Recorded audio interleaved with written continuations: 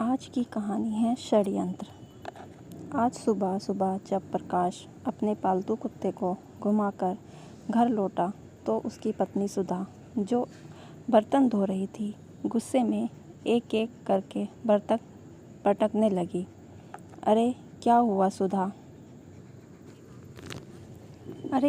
सुधा? किस बात से नाराज़ हो? प्रकाश ने पूछा तो सुधा मुंह बनाते हुए बोली, जाने हमारे दिन कब बदलेंगे। सब लोग छुट्टियां मनाने दूसरे देशों में घूमने फिरने के लिए जाते हैं और हम हैं जिन्होंने इंडिया भी पूरा नहीं देखा। कितने दिनों से वादा करते आए हो कि हम भी बाकी लोगों की तरह कहीं बाहर घूमने जाएंगे। हमारे बच्चे गोलू और पिंकी भी कितनी बार कह चुके हैं, लेकिन आप हैं जो टस से मस नहीं होते। सुधा बोलती जा रही थी, लेकिन प्रकाश को अपनी पत्नी की बातों का कोई फ़र्क नहीं पड़ रहा था। उसे नज़रअंदाज करते हुए वह चुपचाप अखबार पढ़ने बैठ गया। फिर सुधा बोली, कल ही मेरी सहेली का फ़ोन आया था। फ्रांस घूमने गए हैं वो लोग। यह देखो, एफिल टावर की ऊंचाई से फ़ोटो खींचकर भेजती है मुझे। क्या नज़ारा दिखता है ऊपर से। सोचो, अगर फ़ोटो में इतना सुंदर नज़ारा है तो सामने से देखने में कितना मज़ा आता होगा। सुधा ने अपने मोबाइल में फ़ोटो दिखाते हुए अपने पति प्रकाश से कहा तो प्रकाश बोला, अरे सुधा, इन हाई सोसाइटी के लोगों का ही कहना, इनकी जो इच्छा होती है उस पर लाखों खर्च कर देते हैं। उनसे हमारा क्या मुकाबला। ऐसी सहेलियों से तो दूरी बनाकर ही बेहतर है, जो अपनी फ़ोटो दिखा कर दूसरों के घरों में आग लगाती। प्रकाश ने कहा तो सुधा अपनी बड़ी बड़ी आंखें दिखाती हुई बोली, अरे मैं कहाँ पेरिस जाने को कह रही हूँ। कम से कम इंडिया तो घुमा ही सकते हैं ना हम लोग। लेकिन तुम्हें मेरे कहने का फ़र्क कहाँ पड़ता है। मैं जो मर्जी बोलती रहूँ। आपको तो इत्मीनान से अपनी अखबार पढ़ने से मतलब है। इस मुई अखबार से फुर्सत मिले तो ही कुछ सोचो ना। सुधा ने गुस्से से कहा तो प्रकाश बोला, अरे तुम मेरी अखबार के साथ सौतन का व्यवहार क्यों करती हो। बच्चों की गर्मियों की छुट्टियां तो आने दो, सोचेंगे। इस बार मैं भी ऐसा कहकर प्रकाश ने बात को टाल दिया। कुछ दिन शांति से बीते, फिर कुछ ऐसा हुआ जिसकी किसी ने कल्पना भी नहीं की थी। एक दिन प्रकाश जब ऑफिस से घर लौटा तो उसके चेहरे की हवाइयाँ उड़ी हुई थी। निराशा और उदासी उसके चेहरे से साफ झलक रही थी। उसे देखकर सुधा परेशान हो गई और बोली, अरे क्या हुआ, आप ठीक तो हैं? ऑफिस में कुछ हुआ है क्या? अरे बताते क्यों नहीं, मेरी जान निकली जा रही है। तो प्रकाश बोला, बताने को अब कुछ बचा ही कहाँ, तुम खुद ही देख लो। ऐसा कहते हुए प्रकाश ने अपनी जेब से एक लिफाफा निकाला तो बच्चों ने प्रश्न सूचक निगाहों से साथ लिफाफा खोलकर देखा तो उनका मुंह खुला का खुला रह गया। फिर सुधा बेचैनी से बोली, अरे कुछ तो बताओ, क्या हुआ? किसी ने कुछ नहीं बोला तो सुधा ने वह लेटर लिया और पढ़ने लगी तो आश्चर्यचकित रह गई। चेहरे पर खुशी की लहर दौड़ गई। अविश्वसनीय भाव से उसने प्रकाश की ओर देखा और बोल उठी, क्या सच में आपका प्रमोशन हो गया है? तो प्रकाश मुस्कुराते हुए बोला, श्रीमती जी, यह प्रमोशन ही नहीं, कंपनी की तरफ से 5 लाख का बोनस और फ्रांस घूमने के लिए फैमिली टूर पैकेज मिला है। यह सुनकर सुधा को अपने कानों पर यकीन नहीं हुआ। फिर प्रकाश ने कहा, तो मैडम कैसा लगा हमारा सरप्राइज़? चाहे देर ही, लेकिन अपनी ख्वाहिश तो पूरी कर दी ही देंगे। आपका निठल्ला पति। अरे तो पहले क्यों नहीं बताया? आपने मेरी तो जान ही निकाल दी थी, सुधा ने मुस्कुराते हुए कहा और दोनों बच्चों को बोल उठे, यू आर वर्ल्ड बेस्ट पापा। हम अभी अपने दोस्तों को बताकर आते हैं। बच्चे दौड़ते हुए घर से बाहर निकल गए। फिर सुधा ने उत्साहित होते हुए पूछा, अच्छा यह तो बताइए कि हमें जाना कब है? बस अगले हफ्ते की फ़्लाइट है। इसका मतलब तैयारी के लिए सिर्फ 7 दिन है हमारे पास। सोचते हुए सुधा रसोई घर में खाना बनाने के लिए चली गई। रात के डिनर के समय भी विदेश घूमने की ही बात चल रही थी। तभी प्रकाश बोला, मैं कल बैंक से तुम पैसे निकलवा कर ले आऊँगा। तुम लोग अपने सामान की लिस्ट तैयार कर लो, जिसे जो कुछ भी खरीदना है कल ही खरीद ले आएंगे। प्रकाश ने इतना कहते देर की दोनों बच्चे अपनी अपनी फरमाइशें बताने लगे और हमेशा की तरह दोनों बच्चों को बोलते देख उनका कुत्ता टाइगर भी भौंकने लगा। उसी समय प्रकाश और सुधा का ध्यान उनके कुत्ते की ओर गया और दोनों ने एक दूसरे की ओर हैरानी से देखने लगे। फिर प्रकाश बोला, सुधा, हम विदेश जाएंगे तो टाइगर को कहाँ छोड़ेंगे? फिर सुधा भी सोच में पड़ गई और बोली, इस बात का तो मुझे भी ख्याल नहीं आया। सब लोग सोच विचार में पड़ गए कि आखिर क्या किया जाए। तभी बच्चे बोल उठे, मम्मी, टाइगर को नानी के घर छोड़ देते हैं। इससे पहले कि सुधा कुछ कहती, बच्चों ने तुरंत नानी को फ़ोन लगाकर अपनी मम्मी को थमा दिया। कैसी हो माँ? सुधा ने पूछा तो दूसरी ओर से उसकी माँ की आवाज़ आई, ठीक हूँ बेटी, तुम कैसे हो? हाँ माँ, हम सब ठीक हैं। दरअसल हम लोग विदेश घूमने जा रहे हैं, लेकिन समझ नहीं आती कि टाइगर को कहाँ छोड़ें। अगर आप कुछ दिनों के लिए इसे रख लेती तो। सुधा की बात सुनकर उसकी माँ बोल, बेटी, वह क्या है ना, कुछ दिनों के लिए तेरे भाभी भी मायके गई है और मेरे घुटनों में दर्द है, इसलिए मुझसे तो यह काम नहीं हो पाएगा। फिर कुछ सोचकर उसकी माँ ने कहा, अरे हाँ, याद आया, जब भी हमारे पड़ोसी विदेश जाते हैं तो अपने कुत्ते डॉग केयर सेंटर पर छोड़ देते हैं, तुम भी वहाँ पता करो ना। ठीक है माँ, कोई बात नहीं। ऐसा कहकर सुधा ने बुझे मन से फ़ोन रख दिया। अगले दिन प्रकाश ने आसपास के डॉग केयर सेंटर जाकर पता किया, लेकिन निराश होकर घर लौटा। अरे प्रकाश, टाइगर को कहीं छोड़ने का इंतज़ाम हुआ या नहीं? सुधा ने पूछा। तो प्रकाश बोला, नहीं सुधा, डॉग केयर सेंटर में तो कम से कम 2000 रुपये एक दिन के लेंगे। अरे बाप रे, इतने पैसे? सुधा ने हैरानी से पूछा। तो प्रकाश बोला, और नहीं तो क्या, ऊपर से हम इतने दिनों के लिए बाहर जाएंगे तो घर की सिक्योरिटी के लिए भी कोई गार्ड चाहिए होगा, वह भी कम से कम एक दिन के 1000 रुपये लेगा और महीने में हिसाब से तो बहुत खर्चा पड़ जाएगा। यह सुनकर सुधा और दोनों बच्चे भी परेशान हो गए।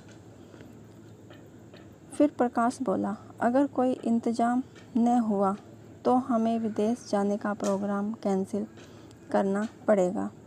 यह सुनते ही उनका बेटा गोलू बोला, मुझे पता था पापा, ऐसा ही होगा, मैं आपसे कभी बात नहीं करूँगा। ऐसा कहकर नाराज़ होकर वह अपने कमरे में चला गया। तभी सुधा बोली, क्यों ना गांव से अपनी माँ को बुला लिया जाए। तभी प्रकाश बोला, यह तुम कैसी बातें कर रही हो, माँ यहाँ आकर कैसे रह सकती है, वह भी अकेली। तो सुधा ने कहा, अरे प्रकाश, एक बार सोचो तो सही, आपकी माँ यहाँ आ जाएगी तो न घर की सिक्योरिटी की गार्ड की ज़रूरत होगी और न ही टाइगर की देखभाल की। हमें कोई एक्स्ट्रा खर्च करना पड़ेगा। लगे हाथ घर में रखे पौधों का भी पानी दे दिया करेंगी। सुधा की बात सुनकर प्रकाश बोला, अच्छा, लेकिन सुधा, तुम्हें तो मेरी माँ फूटी आँख नहीं सुहाती थी, जिस कारण आज तक हमने उन्हें यहाँ बुलाया तक ही नहीं। हम यह ऐशो आराम की ज़िंदगी जीते हैं और वह बेचारी अकेली गांव में रहती हैं, और आज जब हमें ज़रूरत पड़ी तब हम उनको यहाँ बुला लें, यह तो अच्छी बात नहीं है ना। तो सुधा बोली, वह सब मैं नहीं जानती, वैसे भी हम थोड़ी ना उन्हें बताने वाले हैं कि हम उन्हें अपने घर और टाइगर की रखवाली के लिए बुला रहे हैं। तुम बस अपनी अम्मा को फ़ोन लगाओ, मैं सब संभाल लूँगी। कहते हुए सुधा ने प्रकाश के हाथ से फ़ोन थमा दिया। हेलो, प्रणाम माँ, कैसी हो? अच्छी हूँ बेटा, अभी बैठे बैठे बस तुम सबको ही याद कर रही थी। जानकी देवी ने कहा तो प्रकाश बोला, अच्छा माँ, इतनी याद आ रही है तो कुछ दिनों के लिए यहाँ चली आती। तो जानकी बोली, अरे नहीं नहीं बेटा, तुम ही सुधा और बच्चों को लेकर किसी दिन मुझसे मिलने आ जाओ, मेरा आना तो संभव नहीं है। तभी प्रकाश के हाथ से फ़ोन लेते हुए सुधा बोली, अरे माँ जी, सारा प्यार आप उन गांव वालों पर लुटा देंगी तो हमारे लिए क्या बचेगा। अपने पोता पोती को भी तो अपने प्यार की ज़रूरत है। अरे बहू, मैं तो हमेशा तुम लोगों को मन ही मन आशीर्वाद देती हूँ, जानकी जी ने कहा।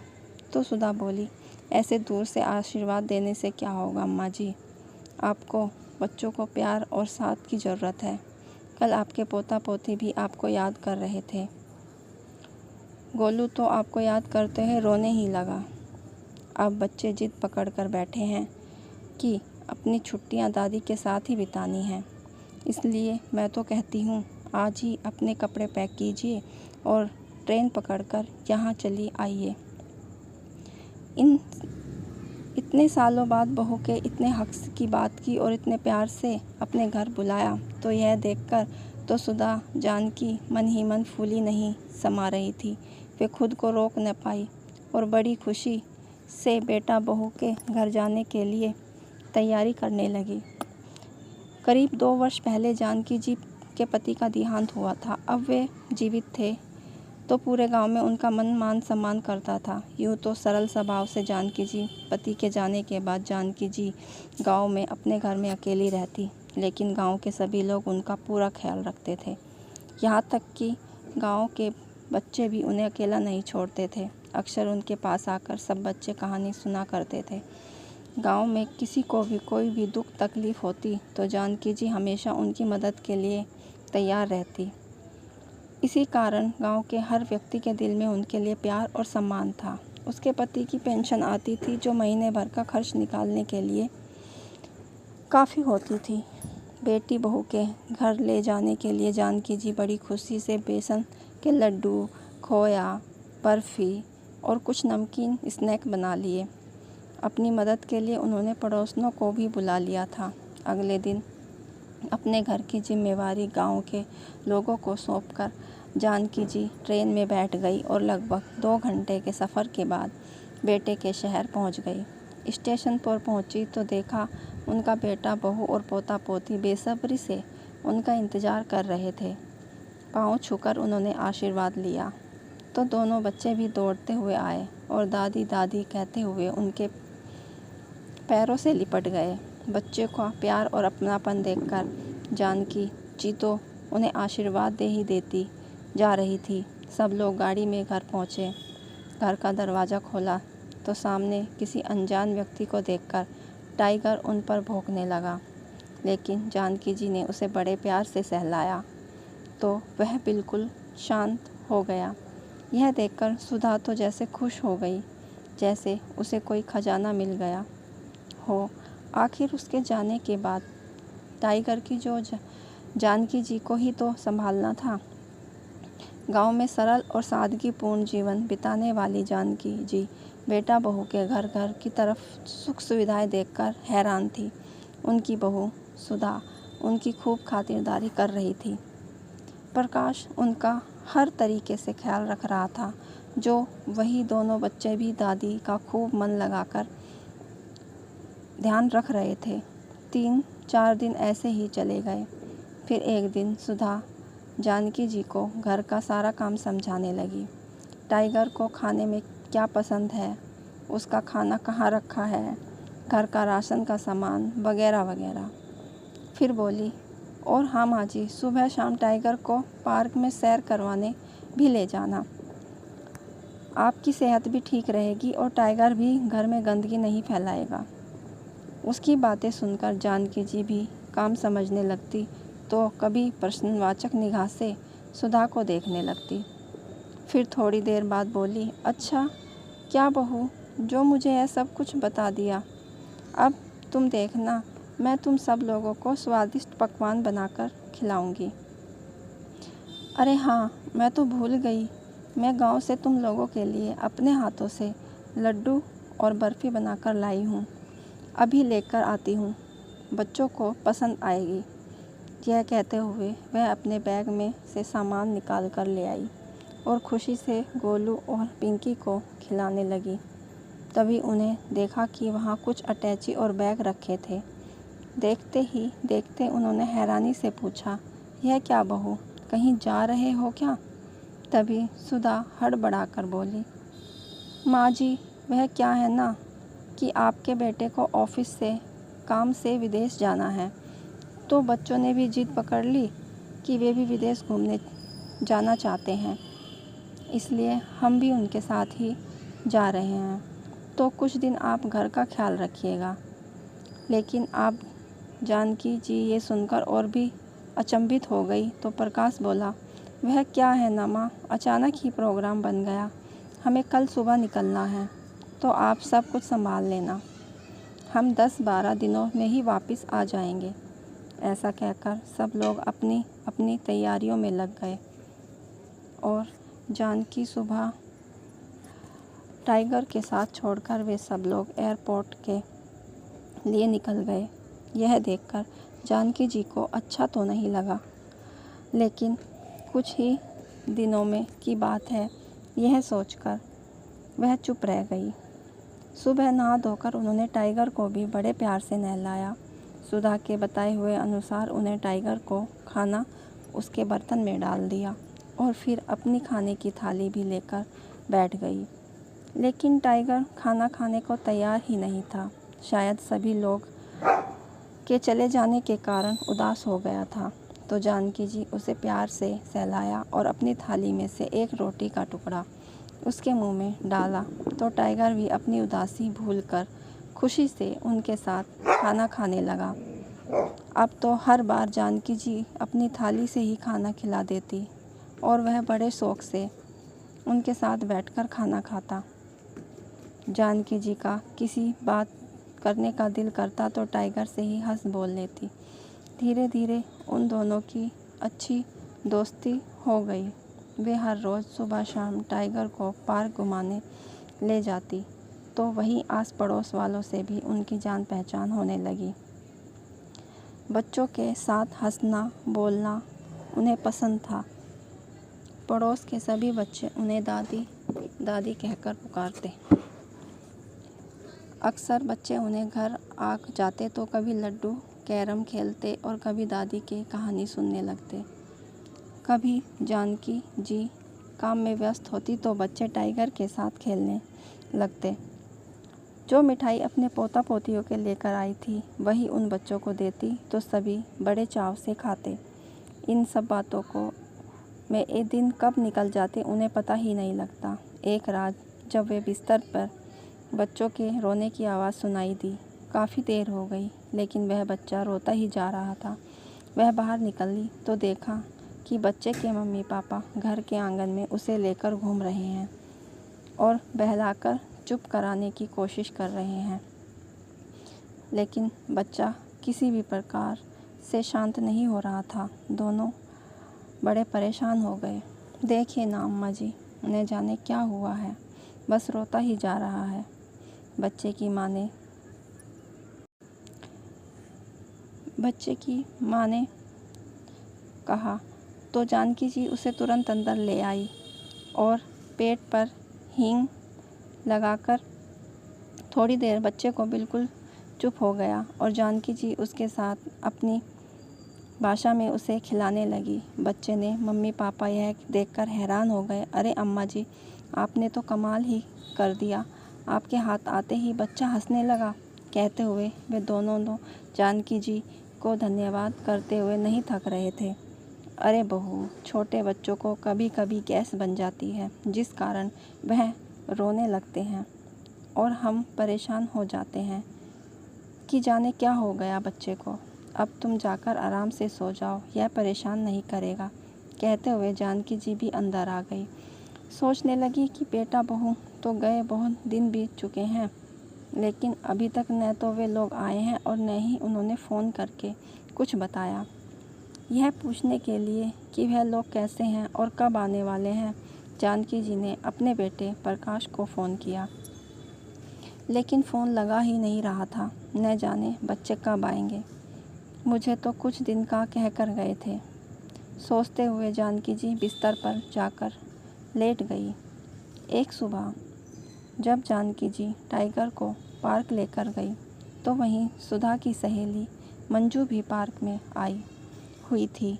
टाइगर के साथ किसी अनजान बूढ़ी औरत को देखकर वह हैरान हुई तो किसी पड़ोसन ने उसे बताया कि यह सुधा की सासू माँ है जो गांव से आई है। तो मंजू उनसे मिलने आ गई। प्रणाम आंटी जी, मैं सुधा की सहेली हूँ, यहीं पास में रहती हूँ, मंजू ने कहा। तो वहीं सुधा ने मुस्कुराते हुए उसे आशीर्वाद दिया। तो मंजू बोली, यह आपने बहुत अच्छा किया आंटी जी जो यहाँ आ गई, नहीं तो मेरी सहेली सुधा का विदेश घूमने का सपना तो सपना ही रह जाता। तो जानकी जी हैरानी से बोली, मैं कुछ सब्जी नहीं बेटी। फिर मंजू ने कहा, अच्छा वह सब छोड़िए आंटी जी, यह बताइए वे लोग यहाँ वापस किस दिन आ रहे हैं। यह तो मुझे नहीं मालूम बेटी, मुझे तो उन्होंने बताया कि 10 दिन के भीतर आ जाएंगे, लेकिन 2 सप्ताह होने को आए हैं। तो मंजू ने कहा, नहीं आंटी जी, मुझे तो सुधा ने ही बताया था कि कम से कम 1 महीना तो लग ही जाएगा। तो जानकी जी हैरानी से बोली, 1 महीना? लेकिन मुझे तो उन्होंने कहा था कि जल्दी आ जाएंगे। नहीं आंटी जी, आपको कोई गलतफहमी हुई है। अच्छा मैं चलती हूँ। इतना कहकर मंजू तो वहाँ से चली गई, लेकिन जानकी जी सोच में पड़ गई। टाइगर को लेकर वह घर वापस लौटने लगी। तभी देखा कि मोहल्ले में शोर शराबा हो रहा था। वे जल्दी से वहाँ गई और कारण पूछने पर पता चला कि उसी मोहल्ले में रहने वाले रामदीन के घर में चोरी हो गई है। अगले हफ्ते उनकी बेटी की शादी थी और सारे गहने चोर चुरा कर ले गए। यह सुनते ही जानकी जी को बहुत दुख हुआ। परिवार के लोग बेचारे कितने परेशान होंगे, यही सोचकर मैं डूबी जानकी जी टाइगर को लेकर अपने घर वापस आ गई। घर पहुंची तो फ़ोन की बेल बजी। जानकी जी ने फ़ोन उठाया तो उनके बेटे प्रकाश ने आवाज़ थी, प्रणाम माँ, सब कुछ ठीक तो है ना वहाँ? टाइगर ने ज़्यादा तंग तो नहीं किया? तो जानकी बोली, हाँ बेटा, वैसे तो सब ठीक है, हम दोनों एक दूसरे का खूब अच्छे से ध्यान रखते हैं। टाइगर तो दिन भर पूरे घर में छलांग मारकर कूदता रहता है, लेकिन तुमने बहुत दिन लगा दिए वापस आने में। तो प्रकाश ने कहा, हाँ माँ, ऑफिस का काम कुछ ज़्यादा ही था, इसलिए कुछ दिन और लग जाएंगे, आप वहाँ संभाल लेना। कहते हुए प्रकाश ने फ़ोन रख दिया और पीछे से सुधा ने कहा, क्या कहा तुम्हारी माँ ने, सब ठीक तो है ना? हाँ सुधा, सब ठीक है, तुम्हारा घर भी सही सलामत है और टाइगर भी। तो सुधा खुशी से बोली, देखा माँ जी को गांव से बुलाने का मेरा आइडिया काम कर गया ना, और एक पथ तो काज हो गए। टाइगर को भी केयर टेकर मिल गया और हमारे मकान की रखवाली तो हो ही गई। अब हम निश्चित होकर कुछ दिन और यहाँ आराम से घूम सकते हैं। हाँ सुधा, आइडिया तो तुमने बिल्कुल सही दिया था, नहीं तो घर की सिक्योरिटी का खर्चा और टाइगर को डॉग केयर सेंटर में रखने का खर्चा कुल मिलाकर 1 लाख हो जाता, प्रकाश ने कहा। फिर सुधा बोली, हाँ मेरी एक बात तो मान लो, अपनी माँ से कहो कि बाबूजी की बीमा की रकम हमारे हाथ में रख दे। वैसे भी उन्हें उन पैसों क्या क्या करना, हर महीने बाबूजी की पेंशन आती है, इससे ज़्यादा पैसे का वह क्या करेंगी। यह सुधा, अरे सुधा, तुमने तो मेरे मुंह की बात छीन ली, मैं भी इसी बारे में ही सोच रहा था। लेकिन प्रकाश, तुम्हारी माँ पैसे देने के तो देंगी ना? सुधा ने पूछा। तो प्रकाश बोला, अरे देंगी क्यों नहीं, मैं कह दूंगा कि मुझे ज़रूरत है, और फिर मेरे प्रमोशन की बात हमने उन्हें बताई ही कहाँ है। उन्हें तो बस इतना ही पता है कि हम ऑफिस के काम से विदेश आए हैं घूमने के लिए। यह प्रकाश को लगा था कि उसने फ़ोन काट दिया, लेकिन फ़ोन अब भी चल रहा था और प्रकाश और सुधा की सारी बातें जानकी जी सुन रही थी।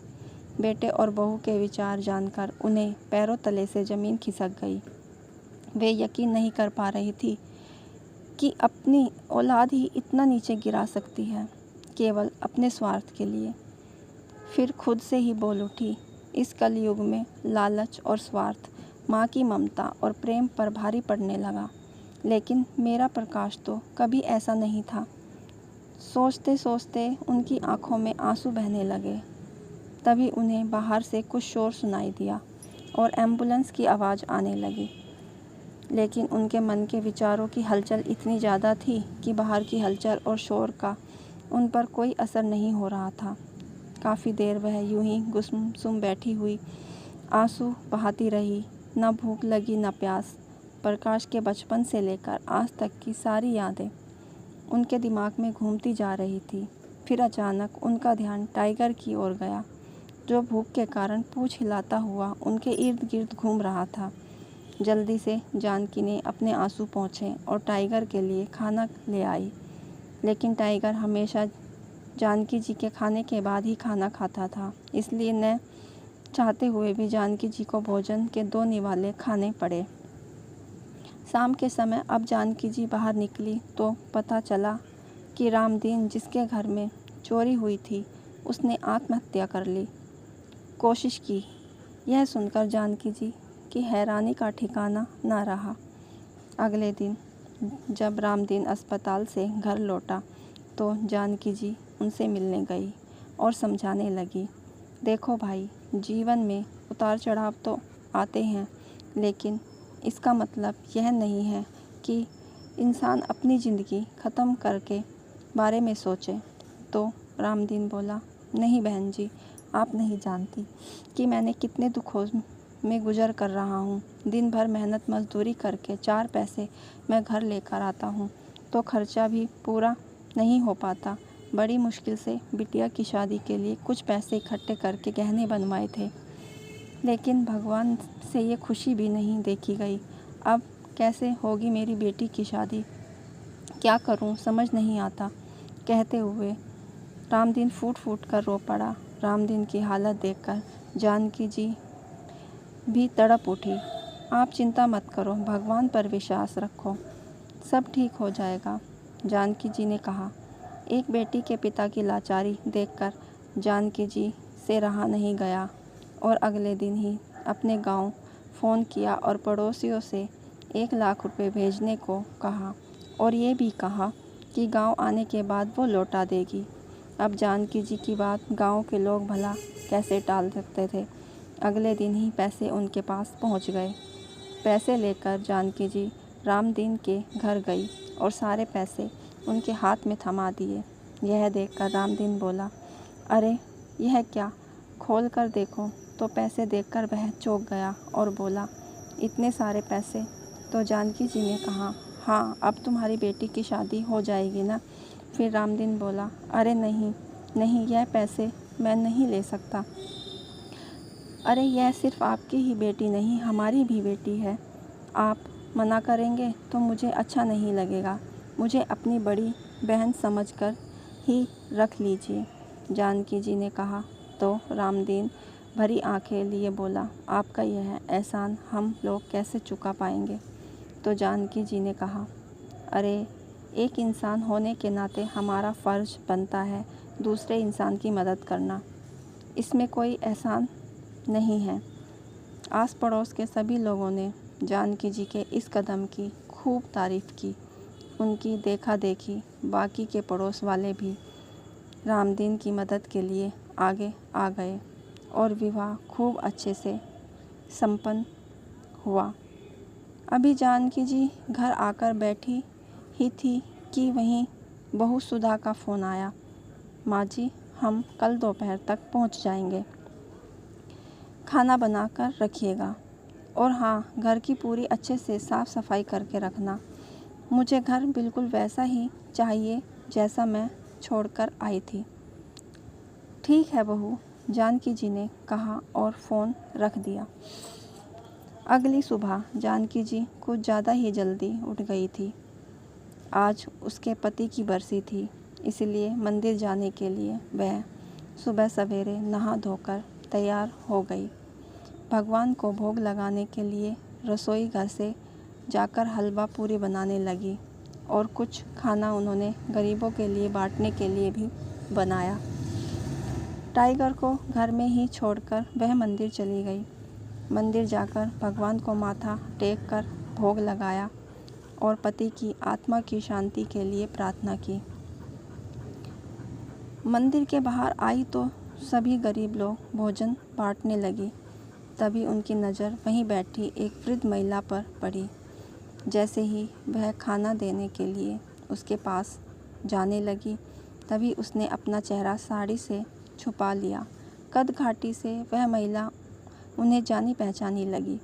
जैसे ही जानकी प्रसाद देने लगी तो उनकी नज़र महिला के हाथ पर पड़ी, जिस पर लिखा था संतोष देवी। देखते ही जानकी जी का कलेजा धक से रह गया। संतोष, तुम मेरी सहेली संतोष हो ना? कहते हुए उन्होंने पल्लू हटाया तो आंसुओं से भरी आंखें लिए संतोष जी उससे नज़रें नहीं मिला पा रही थी। यह सब कैसे हो गया संतोष? तुम अपने बेटों के साथ बहुत खुश थी, गांव छोड़कर उनके साथ शहर आई थी और बहुत आराम से रह रही थी। तो संतोष जी रोते हुए बोली, क्या बताऊं जानकी, दोनों बेटों की बड़े शहर में अच्छी नौकरी लग गई थी तो हम स्वयं को धन्य समझने लगे। फिर दोनों बेटे और बहुएं भी अपने साथ यहीं लेकर आ गए। हम लोग भी अपने साथ खुश जीवन बिता रहे थे। 3 महीने बड़े बेटे के घर रहते और 3 महीने छोटे बेटे के घर। कुछ ही महीने पहले पति का देहांत हो गया तो बेटों ने गांव वाला मकान बेचने की जिद पकड़ ली। अब गांव वालों ने कितना रोका था मुझे कि अपने जीते जी अपने हाथ काट कर बच्चों को मत दो, लेकिन मैं नहीं समझ पाई। सोचा था कि बुढ़ापे बच्चों के साथ ही गुजारना है तो बच्चों की बात मानने में क्या हर्ज है, लेकिन अपना हिस्सा लेने के बाद बड़ा बेटा तो अपने बीवी बच्चों के साथ विदेश चला गया। छोटे ने बहू ने मेरी जिम्मेदारी लेने से इनकार कर दिया। मेरे एक गलत फैसले का नतीजा यह हुआ कि इस उम्र में मैं दर दर भटक रही हूँ। दोनों बेटों के होते हुए भी मेरा अपना कोई नहीं है। सोच रही हूँ कि किसी वृद्धा आश्रम में चली जाऊँ। कहते हुए संतोष फूट फूट कर रोने पड़ी। जानकी जी ने उसके आंसू पोंछे और कहा, अरे वृद्ध आश्रम क्यों, तुम मेरे साथ चलो। जानकी जी अपनी सहेली को घर ले आई और संतोष मैं नाश्ता बनाती हूँ, तब तक तुम मुंह हाथ धोकर आ जाओ और यह लड्डू खाओ। मैंने अपने हाथों से बनाए हैं, बच्चों के लिए लेकर आई थी, लेकिन उनके पास तो समय नहीं था लड्डू खाने के लिए, विदेश जो जाना था। कहते हुए जानकी जी ने आंखें भर आई और नाश्ता बनाने रसोई में चली गई। बातचीत करते हुए दोनों सहेलियों ने नाश्ता किया। उसी समय दरवाजे की बेल बजी। जानकी जी ने दरवाज़ा खोला तो सामने सुधा और प्रकाश खड़े थे, लेकिन अपने घर में किसी अनजान को देखकर सुधा प्रश्नवाचक चिन्हों से जानकी जी की ओर देखने लगी। तो जानकी जी बोली, बहू, यह मेरी सहेली है, बेचारी बहुत परेशान दुखी थी, इसलिए मैं अपने साथ ले आई। जानकी जी की बात पूरी कर पाती इससे पहले ही सुधा चिल्ला पड़ी, हाँ, हमने तो यहाँ धर्मशाला खोल रखी है ना, जो किसी को भी घर के अंदर लेकर आ गई। और वैसे कितने दिनों से चल रही है ये समाज सेवा। यह तुम क्या कह रही हो बहू? जानकी जी ने हैरानी से बोला। तो प्रकाश ने कहा, माँ ठीक तो कह रही है सुधा, यह हमारा घर है, कोई वृद्ध आश्रम नहीं। यह सुनकर जानकी जी की हक्की बक्की खड़ी रह गई और फिर बोली, हाँ बेटा, वैसे तो ठीक कहा तुमने, यह घर तुम्हारा है, मेरा नहीं, क्योंकि मुझे तो तुम लोगों ने इस घर के लिए बुलाया था ताकि मैं तुम्हारी ना यहाँ रहने पर घर की और टाइगर की रखवाली कर सकूं। एक चौकीदार से ज़्यादा हैसियत कहाँ है मेरी? फिर मैं किस हक से अपनी सहेली को यहाँ लेकर आ गई? अब जब इस घर के मालिक घर में वापस लौट चुके हैं तो इस चौकीदार का क्या काम? तुम्हारे घर में ज़्यादा हम जैसे लोगों के लिए कोई जगह नहीं है, लेकिन मेरे गांव में और गांव वालों के दिल में बहुत जगह है।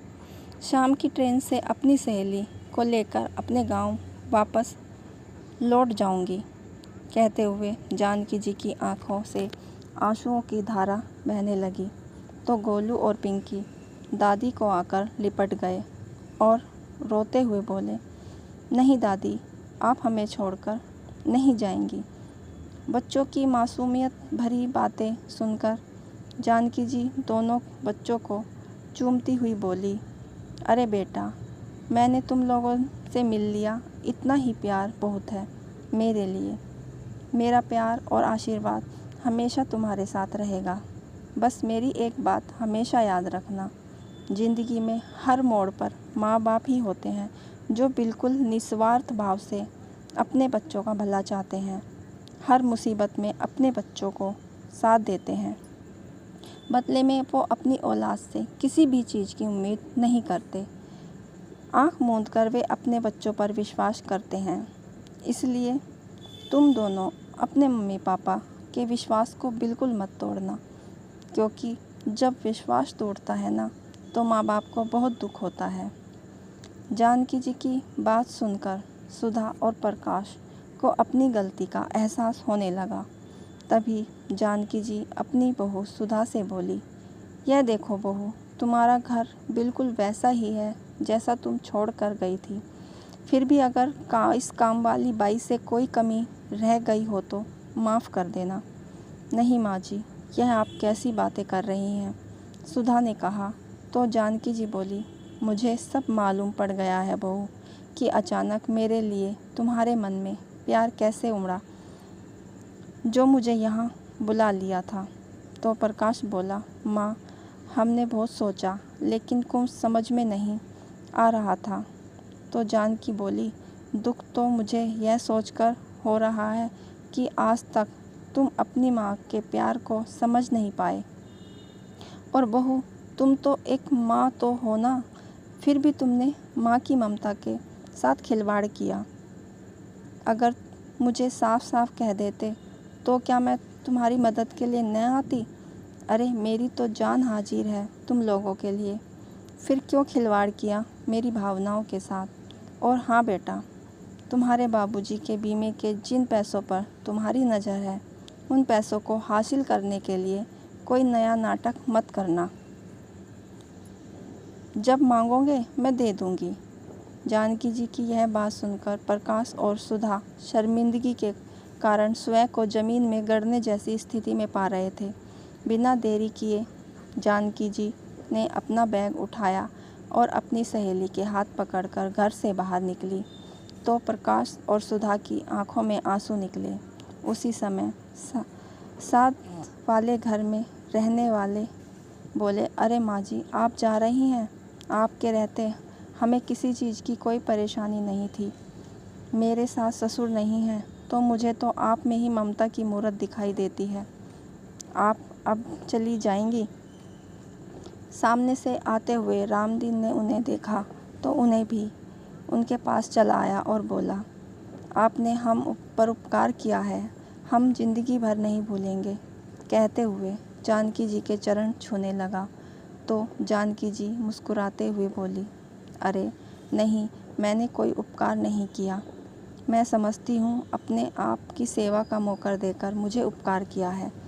उसी समय गोलू और पिंकी के साथ मोहल्ले के सारे बच्चे भी इकट्ठा हो गए और सभी एक स्वर में बोले, दादी मत जाइए ना। सब लोगों का इतना प्यार देखकर जानकी जी की आंखों में आंसुओं की भर आई। तभी सुधा और प्रकाश उनके सामने भरी आंखें लिए हाथ जोड़कर खड़े हो गए। प्रकाश ने बोला, माँ जी, मुझे माफ़ कर दीजिए। मैं जानता हूँ हमने गलती की है, ऐसी की है कि जिसकी कोई माफ़ी नहीं है, लेकिन आप तो माँ है ना, जो अपनी औलाद को हर छोटी बड़ी गलतियों के लिए माफ़ करती हैं। मैं अपनी गलती का पश्चाताप करना चाहता हूँ। माँ, बस एक मौका दे दो अपनी सेवा करने का। तो सुधा भी बोली, माँ जी, हमें छोड़कर मत जाइए, आप दोनों यहीं रहिए। मैं वादा करती हूँ हम लोग आपकी शिकायत का कोई मौका नहीं देंगे। तो जानकी जी ने कहा, मेरे बच्चे, तुम्हें अपनी गलती का एहसास हुआ, मेरे लिए इतना काफ़ी है। मुझे तुमसे कोई शिकायत नहीं है, लेकिन मुझे गांव तो जाना ही होगा। वहाँ मेरा अपना घर है जहाँ रहकर मुझे सुकून मिलता है। हम दोनों बहनें बड़ी खुशी से अपना बाकी जीवन बिता लेंगी। जानकी जी ने सभी बच्चों के सिर पर प्यार भरा हाथ रखा और सब लोगों को खूब आशीर्वाद दिया। जैसे ही वह ऑटो में बैठने लगी तभी उन्हें एहसास हुआ कि कोई पीछे से उन्हें रोक रहा है।